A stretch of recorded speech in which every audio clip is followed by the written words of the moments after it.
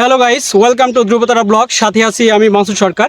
আজ আমি আপনাদের নিয়ে এসেছি শেরপুর জেলার লক্ষ্মণপুর ইউনিয়নের বেলতলি গ্রামে। আর এই গ্রামটি কিন্তু এই বর্তমানে হচ্ছে যে কাশফুলের স্বর্গরাজ্য। চলুন আপনাদেরকে আজকে আমরা এই গ্রামটি ঘুরে ঘুরে দেখাই এবং এই গ্রামের সেই কাশফুল এলাকাটি দেখাতে চাই।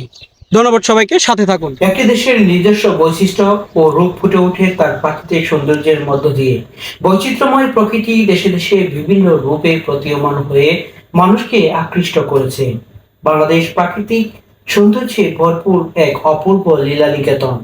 সুজলা সুফলা শস্য শ্যামলা সৌন্দর্যে ভরা আমাদের এই ছোট্ট দেশ। লীলাময়ী প্রকৃতি এদেশে যেন মুক্ত হস্তে তার সমস্ত সৌন্দর্য বিতরণ করেছে।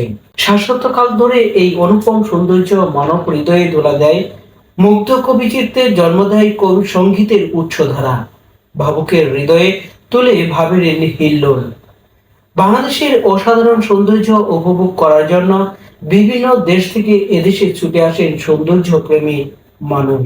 টেকনাফ থেকে তেতুলিয়া পর্যন্ত 1,47,570 বর্গ কিলোমিটার আয়তনের ছোট্ট এই দেশটি বিশ্বের দরবারে প্রাকৃতিক সৌন্দর্যের অপরূপ লীলাভূমি হিসেবেই পরিচিত। এই সৌন্দর্য যেমন দেশের ভূপ্রকৃতি গঠনের দিক থেকে তেমনি ঋতু বৈচিত্র্যের দিক থেকে বিরাজিত। তাই তো কবিগুরু এই সৌন্দর্যে মুগ্ধ হয়ে বলেন, অবারিত মাঠ গগন ললাট চুমি তব পদধূলি, ছায়া শুনি ভিড় শান্তির নীর ছোট ছোট গ্রামগুলি। বর্ষা আর হেমন্ত এই দুই ঋতুর মাঝামাঝি শরৎ। বর্তমানে এখন শরৎকাল। বর্ষায় মাঠ ভরা জল আর হেমন্তে সোনালী ফসল গড়ে ওঠে। এই দুই ঋতুর মাঝামাঝি ভাদ্র ও আশ্বিন মিলে শরৎ। শরতে চারিদিকে সবুজ ফসলের মাঠ, বিলে ঝিলে ফুটে ওঠে ভাই কোথা থেকে আসছেন একটু বলতেন, যদি একটু জোরে বলেন ভাই। আমি ভাই আসছি শেরপুর থেকে। শেরপুর কোন জায়গা থেকে? শেরপুর নিউ মার্কেট থেকে। ও আচ্ছা আচ্ছা ভাই, নিউ মার্কেট থেকে আসছে। তো সাথে এই যে ছোট বাচ্চাদের নিয়ে আসছে, ঘুরতে আসছে। এখানে কিন্তু অনেকেই আসলে এই কাশফুল দেখার জন্য আসেন। তো ভাই এই কাশফুল ঘুরে ঘুরে দেখে কেমন? জি ভালো লাগছে। খুব ভালো লাগছে? জি ভালো লাগছে। আচ্ছা আচ্ছা, ভাইয়ের কাছে অনেক ভালো লাগছে এরকম জায়গায় ঘুরতে আসার পরে। হাতের ডান দিকে আছে যে মাছের প্রজেক্ট, আর এই প্রজেক্টের পারগুলো দিয়ে কিন্তু আসলে প্রজেক্টের এই বালু মাটিকে আটকানোর জন্য এই সোনগুলো লাগানো হয়েছিল, এই কাশফুলগুলোর গাছগুলো লাগানো হয়েছিল। আর এই যে হাতের বাম দিকে দেখতে পাচ্ছেন, আর এই সাইডটা হচ্ছে আমাদের সেই মৃগী নদী। আসলে শেরপুরের সেই মৃগী নদী, আর মৃগী নদীর দুই পার ঘেঁষে কিন্তু আসলে এই কাশফুলগুলো। মাথার উপরে নীল আকাশ, সেই নীল আকাশের বুকে সাদা মেঘ। কি করতে আসছো তোমরা? ঘুরতে আসছি। তো ঘুরতে আসছো, তো ফুল টুল উঠাইছো তোমরা? জি না।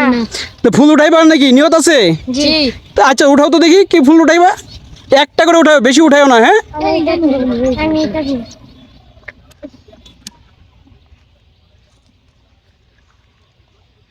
আচ্ছা, তোমার নাম কি? ইব্রাহিম। তোমার নাম ইব্রাহিম, আর তোমার নাম?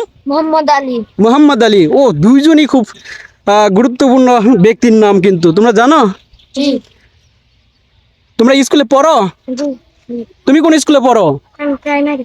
তুমি এখানকার প্রাইমারিতে? তুমি মাদ্রাসা। মাদ্রাসে যাও, সন্ধ্যা হয়ে আসতেছে, চলে যাও, এখানে থাকা ভালো না। আজ আমরা চলে এসেছি শেরপুর জেলার সেই মৃগী নদীর তীরের একটি গ্রাম বেলতলি। এই বেলতলি গ্রামটি লক্ষ্মণপুর ইউনিয়নের একটি গ্রাম। তবে শহরের প্রান্ত থেকে এই গ্রামটি একেবারেই নিকটে। এই গ্রামে আসতে হলে প্রথমে আপনাকে আসতে হবে সেই শেরি ব্রিজ থেকে, অথবা থানা মোড় থেকে, অথবা কানাসকোলা বাজার থেকে আসতে হবে পুলিশ লাইন এলাকায়। শেরপুর পুলিশ লাইন থেকে খুনুয়া বাজার যাওয়ার রাস্তা ধরে হাঁটলেই মাত্র 5 মিনিট পরেই বিশাল কাশবন। যাই হোক, এখানে কিন্তু আসলে অনেক দূর দূরান্ত থেকে লোকজন আসছে এই ঘোরাঘুরি করার জন্য, কাশফুল ঘুরে ঘুরে দেখার জন্য। আর সেই সাথে ফুটেছে কাশফুল, অসংখ্য লোক কিন্তু এখানে আসে। আর আমি আসছি একেবারে শেষের দিকে, এদিক দিয়ে অজস্র ফুল ছিল এখানে, তো এখন অনেকটাই কম।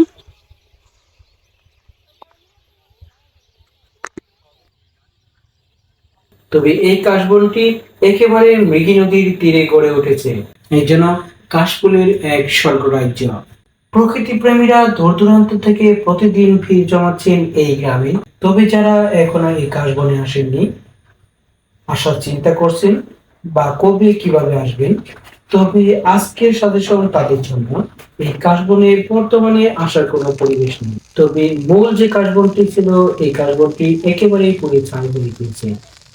এখনো ধাউ ধাউ করে জ্বলছে আগুন। কিছু খারাপ মন মানসিকতার জন্য আজ সুন্দর প্রকৃতি হারিয়ে ফেলেছে তার আপন সৌন্দর্য।